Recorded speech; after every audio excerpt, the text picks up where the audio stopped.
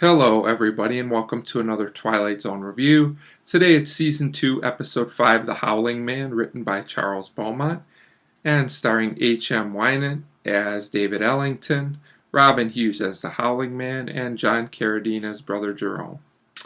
Let me just say before I start getting into this episode, this was probably the hardest episode so far for me to rate, as there's a lot of things I like and a couple things I really don't like too much about this episode, which is considered a series classic. So I will get right to it. The first thing about this episode is we start with our main character, which is Ellington, and he is the narrator, and he's telling us a story which will be going back in time. So the story starts with him being lost, and he comes upon, I think it's a monastery, it's some kind of place where these religious brothers live. And he says he needs sanctuary for the night because he is lost, and he's obviously not feeling that well. That's what I took from it. And we start to hear this howling, and that will go on through the whole episode. And basically the brother that greets him tells him that, you can't stay here, you have to leave. But the man insists, so he says, well, let me talk to Brother Jerome, who is the other main character in the piece. And Jerome tells him he can't stay, but when David is about to leave, he collapses. So obviously he's still there. We go to the next scene where he wakes up and meets another man, which they don't tell us his name. He's locked up.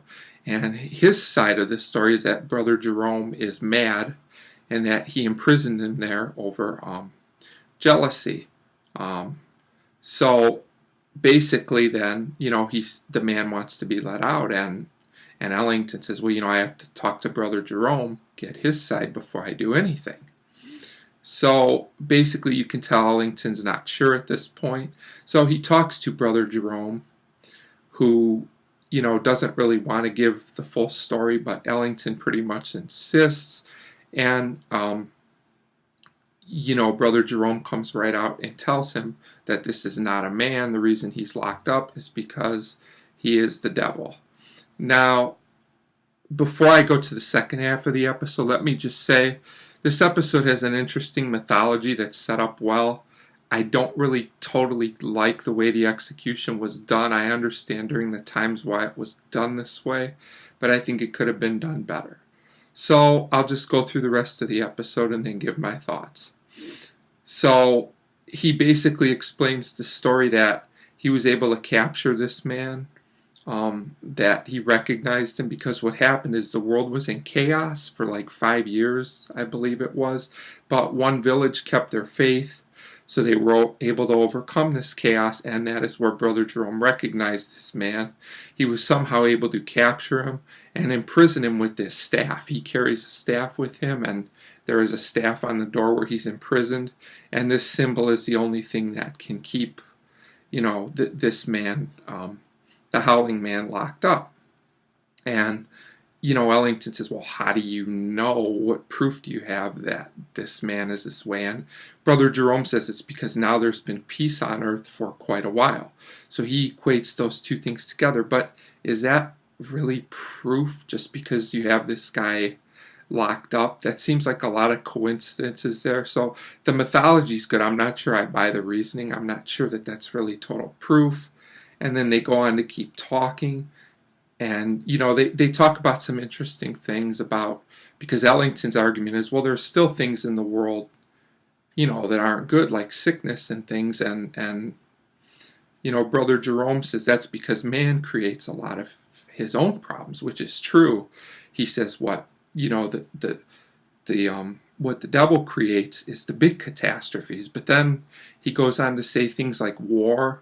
But isn't war man created? I don't really think that the war created by the devil thing really, whatever your beliefs are, everybody has different beliefs or non-beliefs, but I don't know that really works. The logic there seems to be off, and that's kind of a problem in this episode. But anyway, we get to a point where Ellington tells Brother Jerome he believes him. We're not really sure if he does or not, but that's what he says. So Brother Jerome says, fine, if you keep our secret, you can leave in the morning when, feel better, rest one more night. So he goes back to his room and he's locked in, and he finds that suspicious, which I would as well. The man that locks him in says it's for your protection, but you have to wonder, are they caging me too, like the other guy? So anyway, it happens when his guard, the other brother, falls asleep. He takes the key, and he goes back to talk to the man who's locked up, who pleads with him to get out. He says, you heard Brother Jerome's story. He's lying. He's crazy. How could a man be the devil? So he's reluctant, but he finally does let him out. And this is where we get the other interesting thing about the episode, where the man is the howling man. He is the devil. He literally transforms into the devil.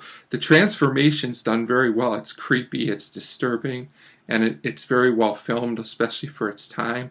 The problem is, I don't think a literal devil was the way to go. I think something metaphoric would have had more impact. And it's interesting because Charles Beaumont, the writer of this episode, didn't want to do a literal devil. He didn't like this idea or the transformation. But the director of the project overruled him. He felt that the audience had to literally see this transformation to get the full impact. I don't agree. I think Beaumont was right. I think this would work better as a metaphor for evil than being literal, because I feel it would be easier to relate to and not hit you over the head as hard. But anyway, the devil, the howling man, whatever you want to call him, leaves.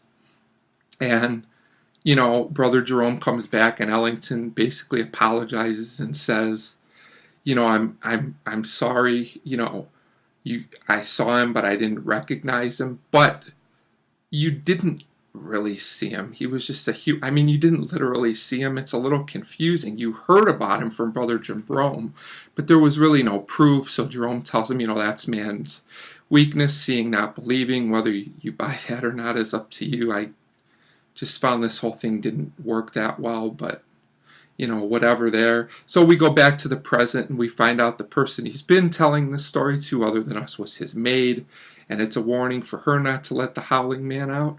But of course she does let him out, and the moral of the story is that, basically, Rod Serling's narration, you can try and contain evil, the devil, whatever, but it will live on.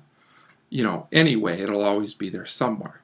So I like the mythology that this story sets up, but I just don't think all the logical parts of it really line up, and I think it does hurt it's still a good, well-done episode with atmosphere. The cinematography's really good for its time. The acting's good, but I don't think that the story really totally lines up and totally makes sense, whatever your beliefs are or aren't. So with that being said, it's a good episode. It's not a great episode. I still think the episode's effective, and it works if you just take it as a metaphor for evil instead of taking it, literally. So I give The Howling Man 3 out of 5. 3 out of 5 for the Howling Man. Thanks for watching.